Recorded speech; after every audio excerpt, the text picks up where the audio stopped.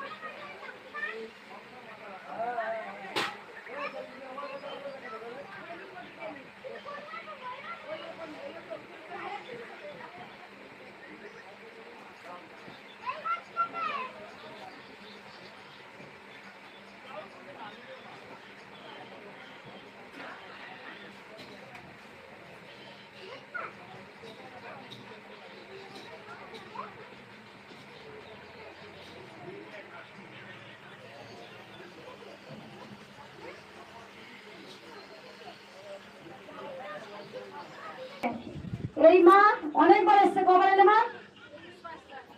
5 বার। কোথা থেকে আসছো?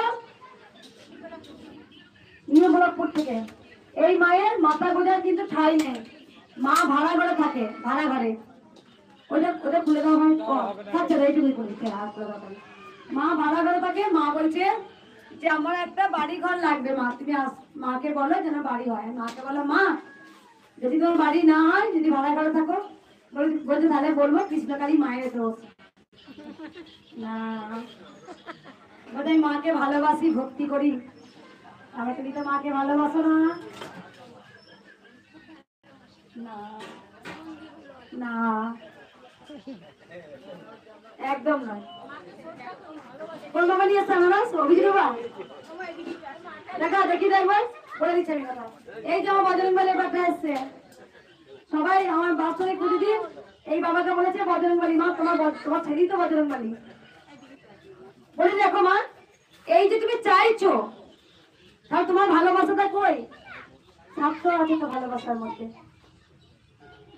ভালোবাসার মধ্যে স্বার্থ থাকলে হবে না, মা তোমাকে দেবেই না। আর তোমাকে ভালোবাসছি তোমাদের পাবার জন্য, এই তো বললে।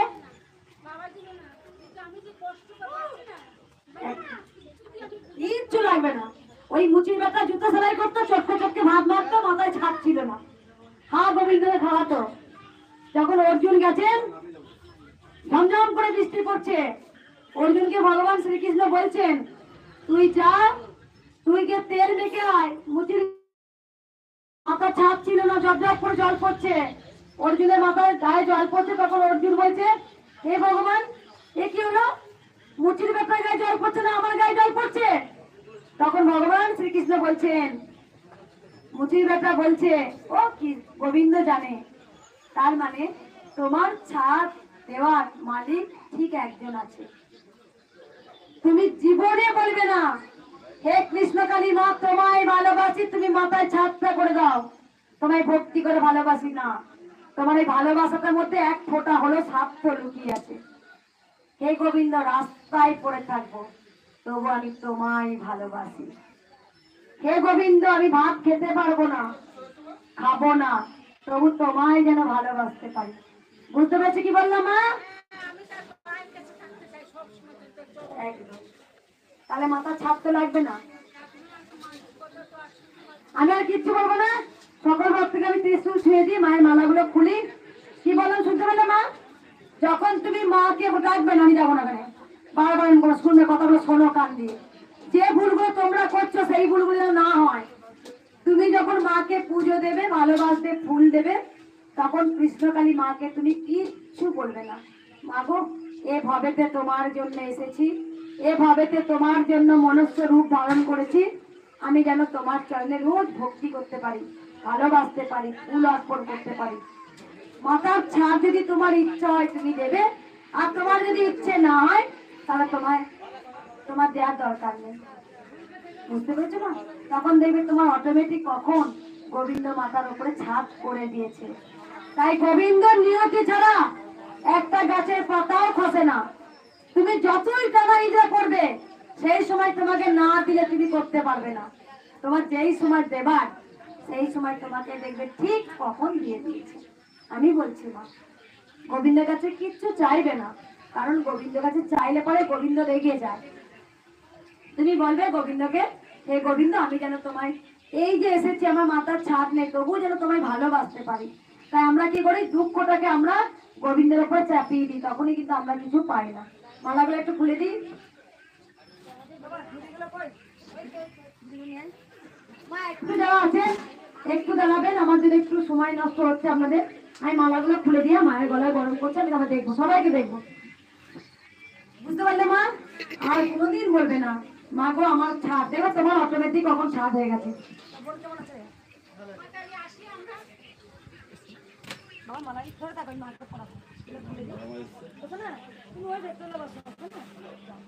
আর নাহলে তুমি ওই কেন্দ্রে বসো, গরমে বসো না, ওই গরমে ও বাবা।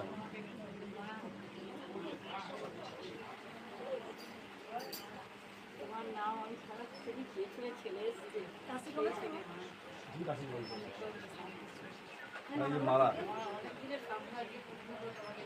কতগুলো এটা তুমি ধরো এটা আমি মায়ের মালাটা খুঁজে প্রেস করে পড়াবো বাবা তুমি তো এদিকে এদিকে তোলা এটা উঠিয়ে দিচ্ছি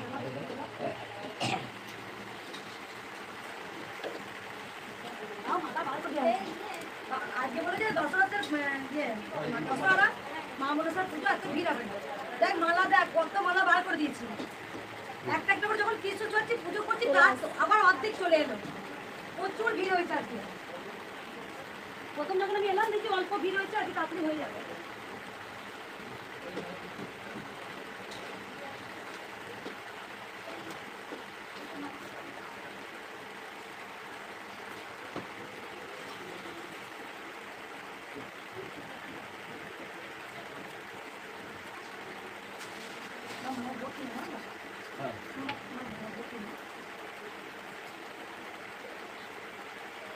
ভিডিও করবি কর চ্যানেল ভালো করে ফেলেছে তোর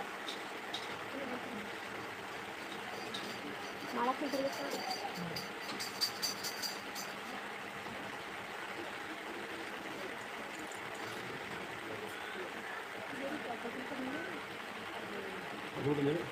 মায়ের গলা ঠিক করবো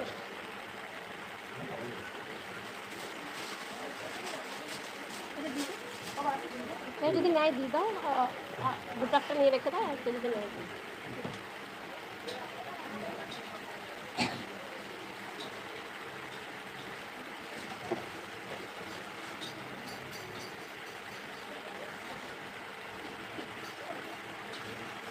নীলপরি আগে নীলপরি হয়েছে আমি হলুদ হয়েছে উল্টো বলছি নীলপরি এই যে আনারস চলে এসছে মায়ের কাছে হ্যাঁ কজন গলি ব্যথা এনে দিয়েছে আনারস মায়ের কাছে যে প্রথম ফল এটা নতুন উদ্বোধন হলো আজকে জন্মদিনটাকে কেটে মায়ের কাছে দেওয়া হবে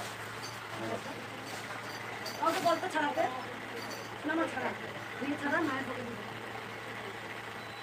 আপনারা ওই পরি থাকবে পচে যাবে মানে হ্যাঁ এই ফুলগুলো সব দিই তারপরে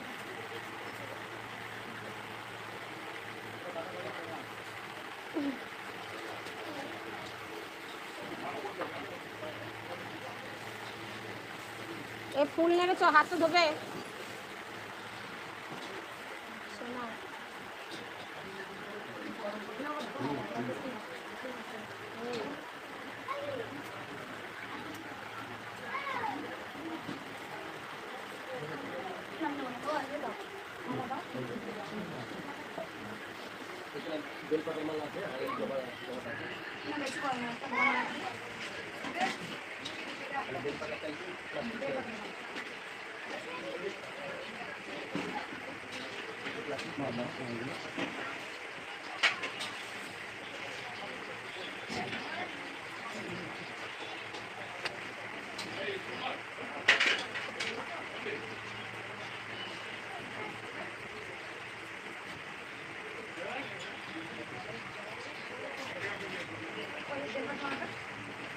প্যাকেট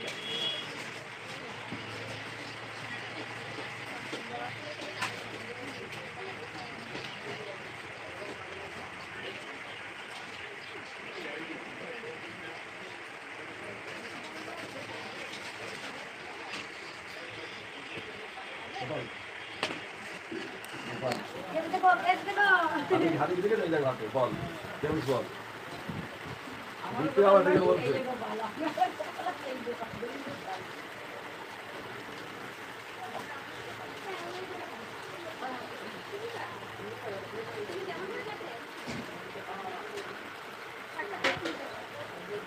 ভোগ হয়েছে মায়ের ভোগ বাবা একটা চাটনিটা হচ্ছে চাটনিটা হচ্ছে দাও না ওই মায়ের আনারসটা নেবে এই ভোগটা ইয়ে করে হ্যাঁ দিচ্ছে চাটনিটা হয়ে যাবে স্টিলের ইয়েতে নেবে হ্যাঁ মানে টক তো জয় কৃষ্ণকালী মায়ের জয় সবাই ভালো থাকবেন সুস্থ থাকবেন আর একটা কথা বলি মায়ের আশীর্বাদে এখনো পর্যন্ত কোনো কঠিন রোগ মা আমাকে দেয়নি তবে শরীর থাকলেই রোগ হবে সেটা আমি জানি তবে এখনো পর্যন্ত আমার এমন কোনো কঠিন রোগ হয়নি কারণ যারা মায়ের নেগেটিভ ভিডিও করে তারা এইভাবে ছড়াচ্ছে মিথ্যা কথা বলছে যে এরকম মুখ দিয়ে রক্ত উঠেছে এটা উঠেছে কারণ সেটাই কৃষ্ণকালী মা হয়তো তাদের দেবে সেই জন্য তারা হয়তো আগে থেকে ইঙ্গিত পেয়েছে কারণ কৃষ্ণকালী মা তো পাপীদের অবশ্যই সাজা দেবেন তাই তোমরা সবাই জানো যে কিভাবে মায়ের প্রতি অত্যাচার হচ্ছে, কীভাবে মায়ের সাথে আমাকেও জড়িয়ে দিয়েছে।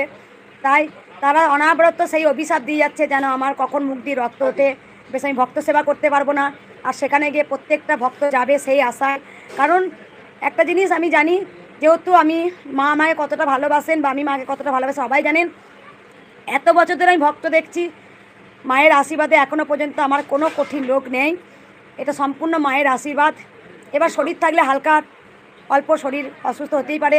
আমার বেশিরভাগ শরীর অসুস্থ হয়, কারণ আমি উইক হয়ে পড়েছিলাম। কারণ প্রচুর তো ভক্ত দেখি, প্রচুর তো কথা বলতে হয়, আর তখনই আমি একটু উইক হয়ে পড়ি। তারপরে আবার তারপর দিন মায়ের কাছে শয়ন দিই, আমার শরীরে কোথা থেকে আবার শক্তি মা জুগিয়ে দেয়। সেই জন্য এত শুধু হাজার হাজার ভক্ত নয়, কৃষ্ণকালী মায়ের কাছে লাখো লাখো ভক্ত এসছেন। সেই লাখো লাখো ভক্তকে আমি সেবা করি প্রত্যেকটায়। আশা করি মা আমাকে সুস্থ রাখবে, রেখেছে। আরও মা সকল ভক্তকে ভালো রাখুক, সুস্থ রাখুক। যারা মিথ্যায় রটনা রটাচ্ছেন, মা হয়তো কৃষ্ণকালী মা তাদেরই হয়তো সেই সাজা দেবেন। তাই মিথ্যা একটা হচ্ছে মহাপাপ, মিথ্যাটা বলাটাও একটা মহাপাপ।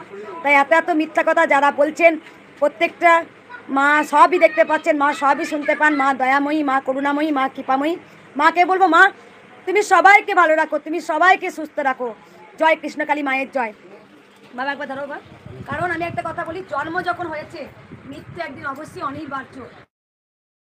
বললাম জন্ম যখন হয়েছে মৃত্যু হবে। তবে একটা জিনিস জানবেন, যেদিন আমি হয়তো পৃথিবী ছেড়ে মায়ের কাছে চলে যাব, মা যখন মায়ের কাছে চলে যাব, তখন প্রত্যেকটা সন্তান তাদেরকে কিন্তু কেউ রাখতে পারবে না।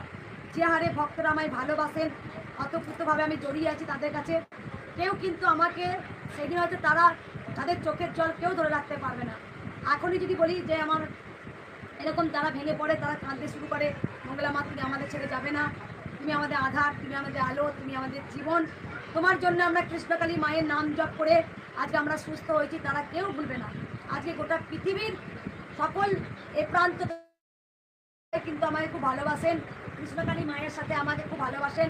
কারণ অনেকে জেনে গেছে যে তার সন্তানকে না ভালোবাসলে মা ভালোবাসা নেই, তার মায়ের কাছে সন্তান বড় হয়। সবাই মায়ের সন্তান, কিন্তু কোনো কারণে হয়তো মা একটু বেশিই ভালোবেসে ফেলেছেন আমাকে। আমিও মাকে খুব ভালোবাসি। সবাই ভালো থাকবেন, সুস্থ থাকবেন। জয় কৃষ্ণকালী মায়ের জয়। আমি এখনও বলছি, যারা আমার নামে মিথ্যা প্রচার করছে যে এটা হয়েছে সেটা হয়েছে, কিন্তু এখনও একদমই নয়। কারণ আমি এখনও বলছি, কৃষ্ণকালী মা এখনও পর্যন্ত আমার শরীরে কোনো কঠিন রোগ দেয়নি। হয়তো আমি রোগা হতে পারি, কিন্তু কোনো রুগ্ন না। আমি হয়তো বহুক্ষণ দাঁড়িয়ে থাকি, হয়তো হাত পাগুলো একটু উইক হয়ে যায়, আবার ঠিক হয়ে যায়। তারপর আপনারা দেখেছেন প্রত্যেক দিন কিন্তু আমি ভক্ত সেবা করি, শুধু হাজার হাজার নয়, লাখো লাখো ভক্ত সেবা করি। সেটা সম্পূর্ণ মায়ের আশীর্বাদ। জয় কৃষ্ণকালী মায়ের জয়।